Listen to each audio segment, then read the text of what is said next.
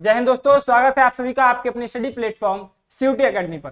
कैसे हैं आप सभी? उम्मीद करता हूं आप सभी बहुत अच्छे होंगे, स्वस्थ होंगे, मस्त होंगे, किसी को किसी भी प्रकार की समस्या नहीं होगी। आज हम बात करने वाले हैं ऐसे टॉपिक पर जिसको लेकर के अब बच्चे परेशान होने लगे हैं, क्योंकि रिजल्ट उनका जो है वो बहुत नजदीक है और बहुत जल्द आने वाला है। अब रिजल्ट जल्द आने वाला है, उसके साथ साथ उनको अपनी यूनिवर्सिटी की तलाश हो रही है। उनके दिमाग में चल रहा है कि हम कब कैंपस के अंदर पहुंच जाएंगे, कब हमको एनवायरनमेंट मिलेगा या वातावरण में हम कब तक पहुंचेंगे। बात उसी क्रम में हम करेंगे आज बीएचयू यानी बनारस हिंदू यूनिवर्सिटी के बारे में। उसके बारे में क्या है जानेंगे कि आपका एडमिशन प्रोसेस क्या होता है, कब तक आपका इंतजार आपको कब तक करना होगा, क्योंकि आपका रिजल्ट का इंतजार बहुत लंबा हो गया है, फाइनल आंसर की का इंतजार बहुत लंबा हो गया है। अब एडमिशन का इंतजार कितना और करना होगा, बात करते हैं इसी टॉपिक पर। आगे बढ़ते हैं, एक एक पॉइंट को बहुत बखूबी जानते हैं। एडमिशन प्रोसेस की अगर हम बात करते हैं, एडमिशन प्रोसेस में सबसे ज्यादा इंपॉर्टेंट रोल अदा करता है आपका सीयूटी यूजी का रिजल्ट। क्या अदा करता है? आपका सीयूटी यूजी का आपका जो 2025 का रिजल्ट है। अब पहला जो आपका स्टेप है वो तो यही है कि आपका रिजल्ट जब तक आ जाए इसके बाद ही आपका एडमिशन प्रोसेस स्टार्ट किया जाएगा। लेकिन अब आपको यह भी पता होना चाहिए कि आपका रिजल्ट आएगा कब तक। तो इसके लिए हम आपको बता दें, जो एनटीए ने ट्वीट किया हुआ है कि 4 जुलाई तक आपका रिजल्ट फाइनल कर दिया जाएगा। वो आपके सामने होगा कब तक? 4 जुलाई 2025 तक।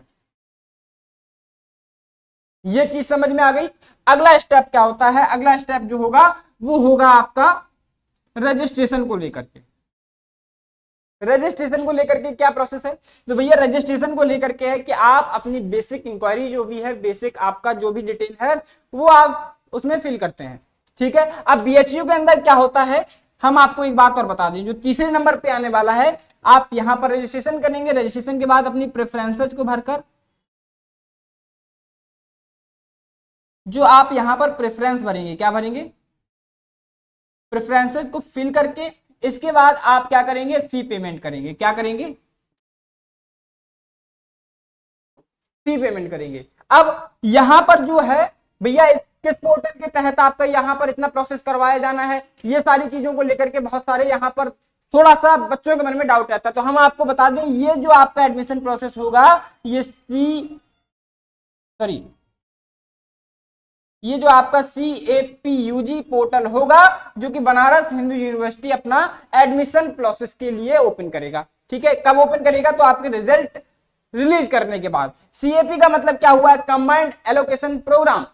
अंडर ग्रेजुएट प्रोग्राम के लिए आपका यूजी होता है और पीजी प्रोग्राम के लिए आपका पीजी हो जाएगा, यानी पोस्ट ग्रेजुएशन। ठीक है। तो ये आपका ओपन किया जाएगा किस वेबसाइट के तहत? सीयूटी, यहां पर बीएचयू सीयूटी समर्थ के, ठीक है, उसके माध्यम से ये ओपन किया जाएगा। ये आपका पोर्टल हो जाएगा। इस पे आप यहाँ पर ये सारा प्रेफरेंस फिल करेंगे, पेमेंट करेंगे। अब बनारस हिंदू यूनिवर्सिटी में आपका डीयू की तरह नहीं होता है। जैसे दिल्ली यूनिवर्सिटी की हम बात करते हैं तो वहां का पोर्टल CSES पोर्टल होता है। अब इसमें क्या होता है, 2 फेज पहले हो गए हैं। जैसे फर्स्ट फेज में आपका क्या है, फर्स्ट फेज की अगर हम बात करते हैं तो उसमें आपका रजिस्ट्रेशन का हो गया। ठीक है। रजिस्ट्रेशन में आप अपना डिटेल भरते हैं। इसके बाद सेकंड फेज में आप अपना पेमेंट वगैरह जो भी है वो करते हैं। यहां पर नहीं होता ऐसा। बनारस हिंदू यूनिवर्सिटी की अगर हम बात करते हैं तो बीएचयू में आपका ये सारा प्रोसेस एक बार में कंप्लीट होता है। आप रजिस्ट्रेशन भी करेंगे, प्रेफरेंस भी भरेंगे और ये पेमेंट करेंगे। ये सारा प्रोसेस आपका एक बार में हो जाएगा। ठीक है। और बात करेंगे ये वाला चौथा वाला जो स्टेप आने वाला है कि भैया फिर आपको क्या करना होगा। फिर आपका यहां पर जो रेगुलर राउंड का कट ऑफ है, क्या है? रेगुलर राउंड का कट ऑफ। फिर कट ऑफ आना स्टार्ट हो जाएगा। अब कट ऑफ में रेगुलर राउंड की बात करेंगे। इसके बाद रेगुलर राउंड के बाद दूसरा चीज जो आता है भैया, जो आपका छठा प्रोसेस है, क्या है? छठा प्रोसेस में हम बात अगर करें, रेगुलर राउंड के बाद आएगा आपका जो मेजर सब्जेक्ट आपके हैं, क्या है? जो आपके यहां पर सब्जेक्ट सीट एलोकेशन में आएंगे। देखिए सीट एलोकेशन होगा जो, ठीक है, सीट एलोकेशन। इसमें आपको मेजर सब्जेक्ट्स होते हैं। क्या होते हैं? बनारस हिंदू यूनिवर्सिटी में जैसे आपको पता होगा कि यहाँ पर क्या कराए जाते हैं? ऑनर्स कोर्सेज होते हैं। ठीक है। अब ऑनर्स कोर्सेज अगर हैं तो आपको ये बात की जानकारी होगी, मेजर सब्जेक्ट आ जाएंगे आपके, और मेजर के बाद फिर जो माइनर सब्जेक्ट आपके हैं, ठीक है, जो माइनर होगा मेजर माइनर के बाद, इसके बाद 2 आपके बचेंगे, ठीक है। 2 आपके अदर सब्जेक्ट यानी स्किल डेवलपमेंट वगैरह जो सब्जेक्ट होते हैं वो कब आपको दिए जाते हैं, जब आपका पूरा वेरिफिकेशन कंप्लीट हो जाएगा, आपका अलॉटमेंट हो जाएगा। इस प्रोसेस के बाद फिर आपको जाकर के ये बचे हुए 2 और स्किल डेवलपमेंट का जो भी है वो सब्जेक्ट आपको यहां पर चयनित करने होते हैं, ठीक है। यहां पर ये सारा प्रोसेस कंप्लीट के बाद सीट एलोकेशन के बाद फिर आपको अपना रेगुलर फीस का जो पेमेंट है सीट पेमेंट करना होगा। किसका, ये जो सीट आपको मिली है ना, फिर उसका आपको पेमेंट करना होता है। अब इस पेमेंट के साथ साथ एक जरा हम आपको बता दें जिसको लेकर के बच्चे परेशान हो जाते हैं कि भैया जैसा आपने यहां पर देखा कि आपको फर्स्ट राउंड में जैसे आपने बीएचयू के अंदर यहां पर 2-3 प्रेफरेंसेस भर दी, जैसे बीएचयू के अंदर आपने एक भर दिया एफएमसी भर दिया, ठीक है, एक एफएमसी हो गया, एक हो गया आपका डीएवी, ठीक है।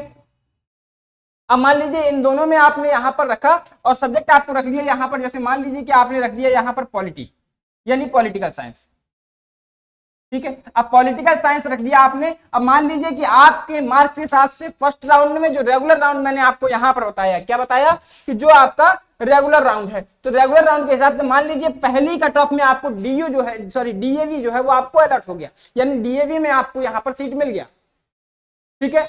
अब हम बात करेंगे कि भैया आपको डीएवी में तो सीट मिल जाएगा, लेकिन अगर सेकंड राउंड में हो सकता है कि वो कट ऑफ कम हो जाए और आपको एफएमसी में मिल जाए, ठीक है। अब क्या किया आपको जैसे ही सीट मिला आपने यहां पर सीट को लॉक करा दिया, यानी उसका पेमेंट डन कर दिया। क्या कर दिया, पेमेंट कर दिया। अब उस पेमेंट करने के बाद क्या होगा, पेमेंट के बाद आपको मान लीजिए कि एफएमसी मिल जाए नेक्स्ट राउंड में, तब क्या होगा, तो आप क्या करेंगे, फिर इसको अपग्रेड करना होगा। क्या करना होगा, अपग्रेडेशन पे छोड़ना है, ठीक है। यहां पर ये सिस्टम अपग्रेड होगा, इसके बाद फिर आपको वही प्रोसेस करना होगा। रजिस्ट्रेशन करने के बाद फिर आप पेमेंट करेंगे, ठीक है। जो भी पेमेंट होगा, अगर कम यहां पर क्योंकि डीएवी में आपका फीस ज्यादा लगता है, एफएमसी में कम लगता है, तो जितना कम होगा उतना आपको रिफंड किया जाएगा, अगर ज्यादा है तो आपका देना पड़ेगा आपको, ठीक है। तो ये सारा प्रोसेस आपको करना होता है। तो इसके लिए भी आपके जो डाउट्स हैं वो क्लियर हो गए होंगे कि भैया अगर आपको यहाँ पर एफएमसी का दूसरा आप राउंड में किसी राउंड में मिल जाता है मान लीजिए, तो आपको दोबारा से पेमेंट करना होगा, फिर इसके लिए आपको सीट अलॉट करनी पड़ेगी, ठीक है। भले ही वो आप पेड सीट पे लें, भले ही वो आप पेड सीट पर लें, ठीक है। इसके बाद क्या होता है, सीट आपका यहां पर पेमेंट हो गया, इसके बाद आपको क्या करना है, 8वां जो लास्ट स्टेप क्या आता है कि भैया आपको यहां पर जिसको हम स्पॉट राउंड कहते हैं, क्या कहते हैं, स्पॉट राउंड, यानी इसी को हम कभी कभी मॉप अप राउंड कहते हैं। क्या, मॉप अप राउंड। तो मॉप अप राउंड क्या होता है, ये सबसे लास्ट में छटनी करने के लिए बनाया जाता है। क्या है कि भैया सारा अपग्रेडेशन हो जाए, इसके बाद जो लिमिटेड सीट्स बची होती हैं, यानी पेड सीट के लिए हम बात कर दे तो पेड सीट के लिए भी यहाँ पे मॉप अप राउंड स्टार्ट होता है, ठीक है। किसके लिए, पेड सीट्स के लिए, ठीक है। अब मॉपअप राउंड जैसे ही एंड हो जाएगा एंड 9 प्रोसेस जो होगा वो हो जाएगा आपका फिजिकल वेरिफिकेशन। क्या होगा, फिजिकल वेरिफिकेशन। अब फिजिकल वेरिफिकेशन के बाद आपका यहां पर सीट अलॉटमेंट हो जाएगा। मैंने बताया कि सारा वेरिफिकेशन कंप्लीट होने के बाद लास्ट में आपको यहां पर 10वां प्रोसेस बता दे, तो जैसे आपकी हॉस्टल को लेकर के जो सुविधाएं हैं, ठीक है, वो कब मिलती हैं, वो हॉस्टल को लेकर के जो सुविधाएं वो तभी मिलेंगी जब आपका सीट अलॉटमेंट प्रोसेस हो जाएगा, ठीक है। जब तक आपको सीट अलॉटमेंट यानी सब्जेक्ट कॉम्बिनेशन ये प्रेफरेंसेस सारी कंप्लीट नहीं होगी, तब तक हॉस्टल तक कैसे बढ़ेंगे आगे, ये कहीं भी प्रोसेस आपका नहीं है। जब आप फिजिकल वेरिफिकेशन अपना कंप्लीट कर लेंगे, इसके बाद आपको क्या होगा, आपका हॉस्टल अलॉटमेंट हो जाएगा, ठीक है। फिजिकल वेरिफिकेशन यानी आपका सारा प्रोसेस करने के बाद फिर आपका हॉस्टल अलॉट हो जाएगा और आपकी रेगुलर जो क्लासेज हैं वो आगे रन होती हैं, ठीक है। तो ये जानकारी आपको देनी थी कि आपको, और अंत में हम बता दें कि डॉक्यूमेंट्स क्या क्या चाहिए। वैसे तो आप यहाँ पर डॉक्यूमेंट्स के लिए जो वीडियो है वो हमने यहाँ पर आपको यहाँ पर अपने चैनल पर अपलोड कर दिया है, यहाँ पर आप देख सकते हैं, ठीक है, कि आपको कौन कौन सा डॉक्यूमेंट आपको बीएचयू के लिए चाहिए। बीएचयू के लिए कौन कौन से यहाँ पर आप देख सकते हैं, बनारस यूनिवर्सिटी काउंसलिंग डॉक्यूमेंट्स कौन कौन से रिक्वायर्ड है। तो आप इससे बेटर है कि इस चीज में आपको एक्सप्लेन तरीके से समझाया गया है। यहाँ से आप इस चैनल से, हमारे सीयूटी एकेडमी के ऑफिशियल चैनल से जाकर के इस पे देख सकते हैं, ठीक है। और बाकी अदर इंक्वायरी के लिए सबसे पहले हम बता दें आपको, अगर आपके मन में कोई डाउट्स होता है तो आप कमेंट बॉक्स में जरूर पिन करिए, हम आपके डाउट को सॉल्व करने का पूरा प्रयास करेंगे।